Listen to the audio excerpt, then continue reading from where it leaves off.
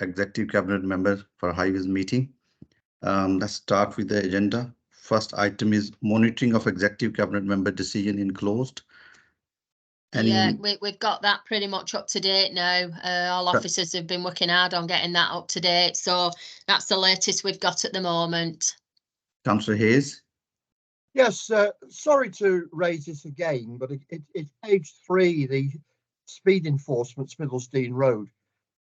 It still implies that the hold-up is the ward councillors not agreeing the funding. Well, I said last time we're quite happy to agree the funding once we know what the best resource is. We need really to get the feedback on the chicane, because I don't really think that putting some paint on the road, which will wear off after a while, is probably sufficient. But whichever, if it's judged the chicane's okay, we can afford the chicane and we will pay for the chicane. But as I say, it's not down to the councillors that it's being delayed. Duane. Yeah, apologies, Councillor. I'll make sure that that's updated. I because of colleagues have updated the report in that way, I'd assumed that options had been shared with you. If they haven't, I'll find out where we're up to with that, and I'll make sure that they are as soon as possible. Thanks very much. No problem. Yeah. Thank you. Yeah. Anything else? If no more, then item 2, which is homeless service. Mark. Hi, Councillor. Yeah, so I'm going to give you a quick summary, and then myself and John are both on the call to answer any questions that you may have. So the paper's been circulated and is attached to the agenda. Just to give a quick summary of that, Bolton Council has a strong track record in supporting individuals who are at risk of rough sleeping. In discharging our statutory duties and delivering on our commitments to supporting this vulnerable group, the attached report sets out a range of commissioning intentions over the next 4 years to support services that will contribute towards our 4 priorities within our homelessness strategy. That is, preventing homelessness sustainably, providing advice and access to support in a timely manner, providing accommodation and temporary accommodation for those who have fallen through the housing market, and providing ongoing support to sustain outcomes ahead of time. And Bolton has a wealth of third sector organisations with the skills and expertise to partner with and to achieve those outcomes. And we've developed a flexible purchasing system that we work around and with in order to work with those groups. And 7 providers have been added to that system and have been appointed to different lots. You can see detailed in Appendix 2. And a full breakdown of the services is also contained in Appendix 2. But in summary, these are voluntary sector outreach, family intervention floating support services, homeless prevention and resettlement services, enhanced support for ex-offenders who are from Bolton, and single homeless emergency accommodation. The budgets required to support those services are also detailed in Appendix 2. We've widely consulted with providers, advisors and particularly service users, and feedback is noted in Section 7 and is also detailed in Appendix 3 in more detail. The recommendations of the report are to approve option 1 and enter into a phase of mini competition between those providers for the lots that are assigned in Appendix 2, to delegate authority to the Assistant Director to negotiate and enter into suitable contract arrangements, to delegate authority to the Borough Solicitor to carry out any legal formalities with that. Welcome any questions on the detail of the report. Councillor Grant. Thank you, Chair. I'm just curious, I'm looking at, I don't know if you can answer this because it's kind of out of the report, but in relation to homelessness. I noticed that our funding for part of the homeless funds has dropped from Greater Manchester Combined Authority. I'm just getting my list up here. So the, I did a minute ago, there we go, homelessness, out of hospital care homelessness. It dropped from 47,000 last year to 12,000. Is there any reason why that has dropped? Yeah, pardon me, the out of hospital care programme was just a short life project to test processes around in-reach in hospital for people who are homeless in hospital, and then the transfer into community settings. So that was an OHID project, short life. They did give a 3-month extension. And we did secure the associated post with that for at least the next couple of years locally, with some Foundation Trust reserves. So that post is still in place, albeit we are looking at where we go beyond that sort of 2-year period along with the trust. Right, perfect. Okay, that's fine. Thank you. If there is no other question, no, nothing. So, okay, I approve the report. I approve the option 1. Option 1. Thank you very Yeah. much. Thank you. The next item is, sorry. Just excuse me, collaboration. Councillor. Are you okay if I just drop off now? Yeah, you can. Okay, well, thank you ever so much. Thank you. Yes. Bye-bye. It's a collaboration report, agreement for feasibility study to outline. Dwayne? Yes, thank you, Councillor. So we have been awarded funding to consider a connected automated vehicle route between the hospital and transport interchange in Bolton. The funding bid was it was a successful funding bid through Innovate UK, and we were aiming to work with partners Transport for Greater Manchester and Dromos Limited. Now Dromos Mobility, they actually provide the vehicles. So it's a feasibility study at this stage. So it's just really to understand what the interventions are required to come up with a design and to come up with options to be able to facilitate vehicles to run the entirety of that route in an automated way. The report really is just requesting, it outlines the feasibility study and what we're trying to achieve, but the report is really requesting that we enter into a collaborative agreement with partners. And what this means is that it just means that that between ourselves and TFGM and Dromos, we'll be able to establish a framework to govern our respective rights and obligations. There's an element of like commercial sensitivity around Dromos as well as an organisation, so it's there just to protect all of their rights. And it just sets out how we will all cooperate, how we will spend the funding from Innovate UK, and what the outcomes of the feasibility study are going to be. It will generate income for the council because through the £199,000 that we've been awarded, £46,877 will be coming to the council to pay for our staff time and our resource as part of that project. If approved, we're starting the project tomorrow. We've got a launch tomorrow and we've got further meetings over the next few weeks.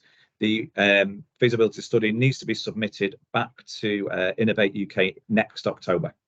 And then hopefully, at the moment, there is a commitment from the present government that if these feasibility studies can demonstrate the required cost benefits, they will seek to fund these routes. And that was it. Councillor, happy to take any questions. Any question? Councillor Grant? Yeah, thank you. Whilst there's no skin in this game because it's obviously, you know, fully funded scheme, I'm just interested. Is the long-term goal to move people from their homes to hospital rather than needing ambulance, things like that? Is that so? So what's? No, it's. I mean, so there's a huge employment zone at the hospital, and there's also the Health Innovation Bolton building being built there. So there's a potential for the need to move students between the town centre and to that area. And all it is, it's another form of transport, councillor, really, that we're considering. So we are going to be moving forward. We are looking towards automated vehicles on our network in the future. This will be totally segregated to the highway network. It will interact at certain points. It's going to have to, because it's going to have to cross junctions and things like that. But it will operate really as in, so if you imagine it like a tram or something like that, which is segregated, but does interact through signals, but it has its own priority and crosses those things. The actual vehicles themselves, there'll be several stops along the route, and the vehicle themselves will just be fully automated. So in other words, there won't be a driver in them, and there'll be a hub at both ends and several stops. So it could they operate 24 hours a day. So there's opportunity during the day for people to use them for transport, and then overnight for deliveries. Right. Okay. Thank you. So this is really about trying to displace some of our vehicles off the highway network. So it's just giving people the alternative to travel in a very sustainable way, and with the other aim to remove some of the vehicles and some of the more polluting vehicles off our highway network, freeing it up for other forms of transport. Right, so if I may, Chair, just come back on my concern is that obviously, whilst this feasibility study is relatively linear, as it follows a disused track, and you've just mentioned, it doesn't mention in the report that it will be interacting with some traffic. My concern is a completely automated vehicle interacting with the wider traffic network. Of course, whilst these vehicles are exceptionally good at what they do, the automation is fantastic, human beings are not. And it's that interaction with the other road users that could potentially cause a problem when you roll this out wider, if you roll it out wider. I'm not against it. I'm just seeing issues further down the track, so to speak. Yeah, yeah, good pun. So where they do interact with, it'll be signals. So all signals will be on red. So so any interaction with vehicles. So if everyone adheres to the highway, the same as, so when a tram travels through a junction, all the other signals are on red to allow that tram to travel through. Appreciate it'll be a driverless vehicle, and but it's up to us to be able to demonstrate the technology. So Dromos do successfully operate these vehicles elsewhere across the world. So it's not an unknown kind of like transport solution. They do operate them. They operate them very, very successfully. So, and if we were awarded funding, we're talking about maybe 2 or 3 years down the line before these are fully operational in Bolton. So there's lots of other technology and innovations that can happen between now and then. Thank you. Councillor Hayes. It's a very interesting project, and if it's successful, it will be fascinating to see.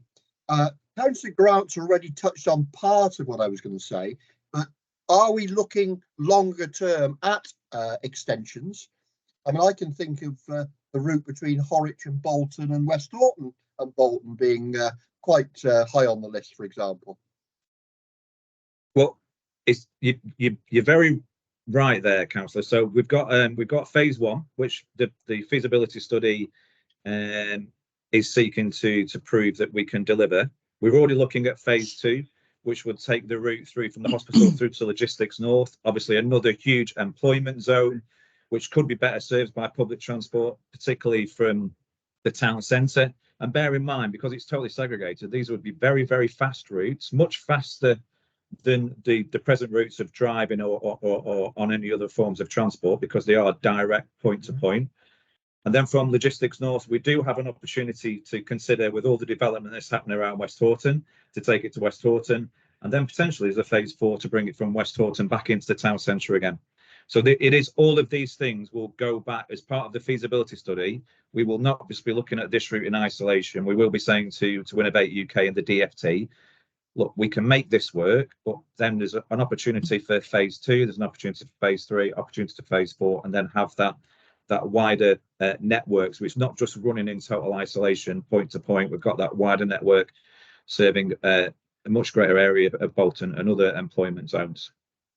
Long way away, though. Long way away. It's nice to be able to consider these things, Councillor, and you know, to look to the future from time to time. Yeah. Thank you. If there is no more question on this, then I approve this, and let's start this and see where we go. The next item is data distribution agreement. Again, Duane. Yes, thank you, Councillor. So this is just, it's another agreement that we're seeking approval for. So the Department for Transport have been promoting the use of a national underground asset register.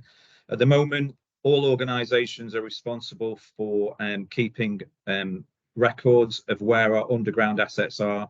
So as a council, we have underground assets around some of our CCTV cameras, some of our fibre networks for our buildings that serve our computers and things like that.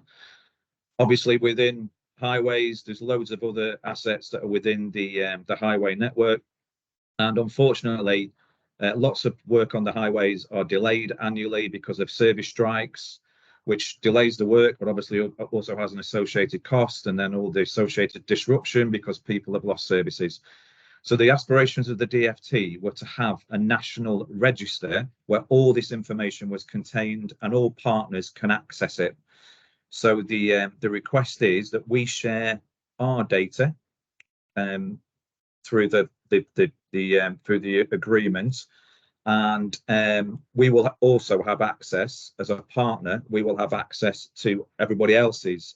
So at the moment, when we're doing a design, any highway design, we will have to pull all the records from the individual statutory undertakers, quite often the PDFs. So our guys will go to site and our contractors will go to site with a raft of paper documents. They're not very accurate sometimes. And what this will enable is it will be held digitally. So a lot of our operatives are already have opportunity to take tablets to site and have or phones to site, because we operate in that digital manner. That's how we send work, and that's where some of their risk assessments and some of their other important document related to that projects are stored. And it does mean that they will have all of that information, but it will be overlaid. So when you look at a particular area, you will be able to see all the services that are overlaid at that particular point, instead of having to consider them all in total isolation, which should mean that when we are, or anyone's digging in the highway network, they've got much more accurate information, and all the services are overlaid rather than just, so it's just removing that risk. It is regionally, there is an agreement across Greater Manchester that the councils would all sign up to this, and we're just seeking approval. So there's 2 agreements that we're seeking approval for. It's approval that we can sign the data distribution agreement, and that we can share the our asset data with the Geospatial Commission, who's been assigned by Department for Transport. I'm happy to take any questions. Thank you. Councillor Hayes. Yes, Chair. Will this be also available to companies like United Utilities?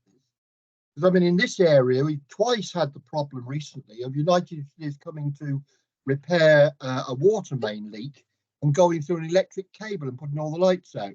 That's happened twice within about 3 years. Yep. So you're absolutely, that's exactly the aspiration of this. So if anyone who's operating within the highway, so certainly Cadent, United Utilities and BT, some of the larger operators have all signed up to this.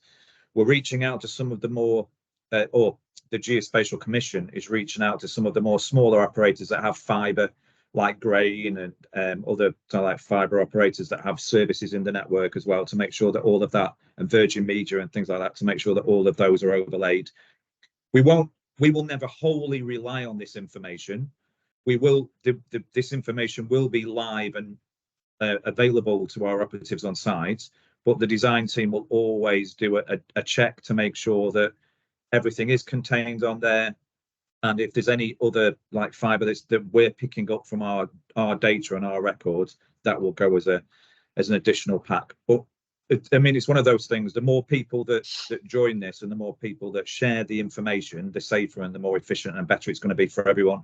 This has been operational in London now for quite some time, and they've seen huge efficiencies around the works getting conducted a lot quicker, and because there's been less strikes, and obviously it's resulted in less, because if we hit a cable, we would have to pay Electricity North West or United Utilities to repair their asset, which obviously comes at a cost as well.